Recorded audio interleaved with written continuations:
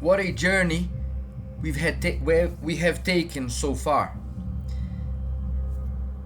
We went from the beginnings of life on Earth to this very moment, this dystopic reality in which we live. First, I wanna express my gratitude to everyone out there that is following my videos and are enjoying my message. Thank you very much. And this video probably will be one of the last in which I talk mostly about the hunter-gatherers, because I tried in this time to create an idea to show you how it is important to think about our past, our most primitive past, because we have to understand that the world as we see it now, it only has about 10,000 years ago, 10,000 years. In our history as humanoids, we can take back 2 million years ago.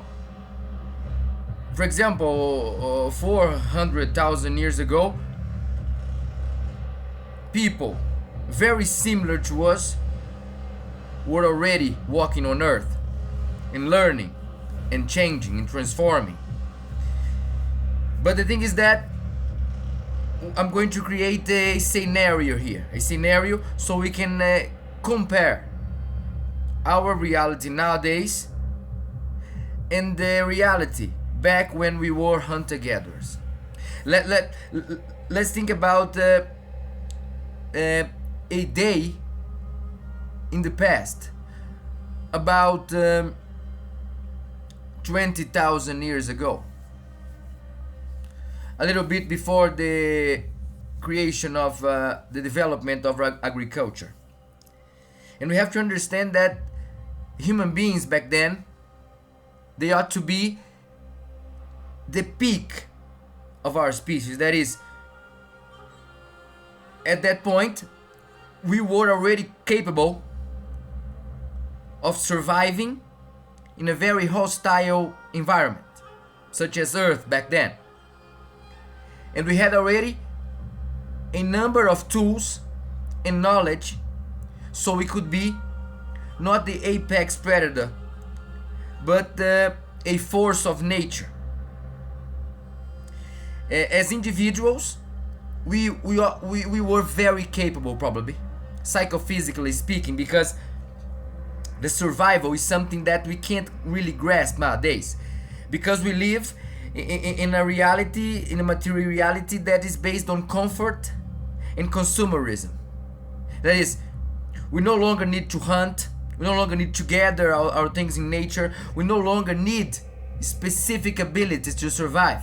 But remember, we lived through those abilities for about 200 years, 200,000 years to be more precise, or even more actually, because remember, those are very mysterious times yet, because we don't have a lot of evidence, but what we have can show us that those human beings were very capable, because they were being human beings completely.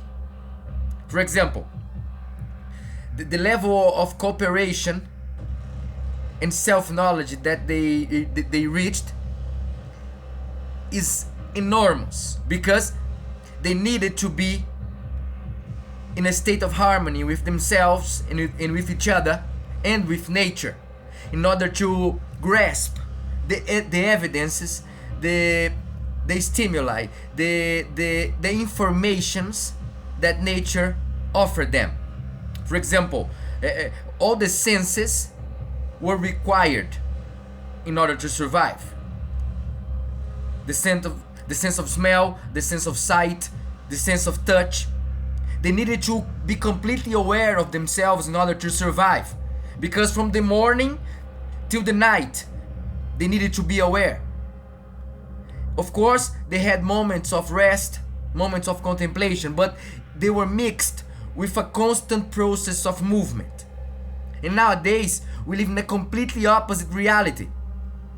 We live in a reality in which movement it only happens in the context of necessity, but not necessity in order to survive or to feel good, but in order to keep on living in this world, that is basically about depression, anxiety, attachment, power, greed, and violence. I'm not saying that in a negative way. I'm not a negative person, but when we see reality, and we are these 8 billion people now, and we are sedentary beings, and we are living in a level of inequality that does not allow us to be full human beings. You know what I mean? It's very weird, because in order to be full, complete human beings, we will need to have access to a lot of opportunities to explore our capacities as human beings. Remember, we are very similar, genetically speaking, to those hunter-gatherers. Remember that. But we no longer need to use our full capacities. Actually, we are now outsourcing everything. Artificial intelligence now is becoming the greatest tool to develop reality, or to transform reality, or to be alive. People are asking everything to AI, are using to do everything, making everything easier. And of course, the level of ignorance just becomes bigger, larger every single day. We see that in politics, we see that everywhere. We can see it, we just need to pay attention. And remember, we are comparing two completely different states of the same being. That is, we, human beings. In the course of time, we changed our reality in such a way that we are destroying our capabilities in the process of atrophy. You know what I mean? That is interesting, because all that message that I've spread so far aims to open our eyes to something very important: what we actually are. We were conditioned through many thousands of years to live freely, to run, to search for survival, to experience life completely.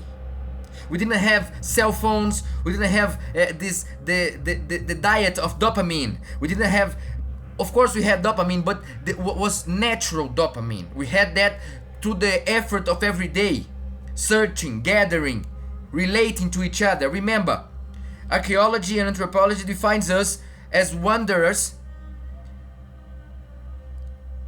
tellers of stories. Wanderers telling stories around fires. Remember that. We had technologies. A human being, a regular hunter-gatherer, probably was able to build tools very fast. They had physical abilities, intellectual abilities that enabled them to survive in a very hostile environment. That's very interesting, my friends, because nowadays we see the humans becoming only attachments to specific ideas, to prejudices, to specific groups of people, often creating violence, and more violence. And that is very interesting, because when we compare those two realities, what we see, the basic difference are two basic differences. That is information and psychophysical movement. That is information, what we hear, what we smell, what we touch. And let's see on the other side, psychophysical movements. How are we moving nowadays, and how we used to move back then. Remember, we have to take the concepts out of the way so we can get closer to those humans back then. Through this process, my friends, I encountered myself. I'm facing myself, my demons, my flaws, trying to understand what it is to be human through experience. And I want you all to do the same.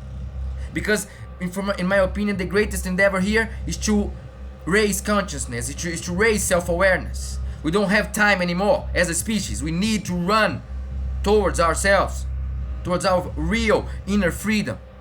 That is very interesting, my friends, because through my life, I've experienced transformation in the psychophysical level.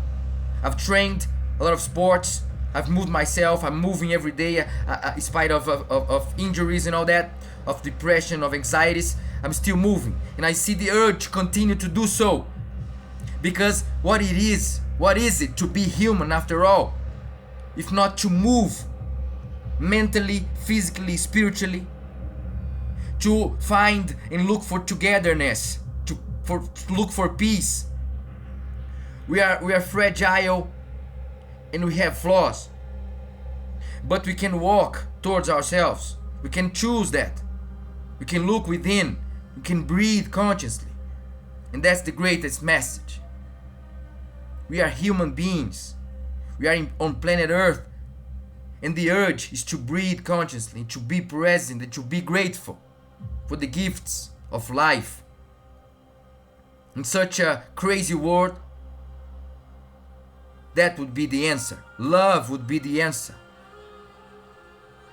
I admit it, it's hard. But when we see the way of the middle, we see love towards ourselves and towards others, and towards the world and the universe. After all, we are all growing together. We are walking together. And may we keep doing so, walking towards transformation. After all, we are one, and everything is Mandala.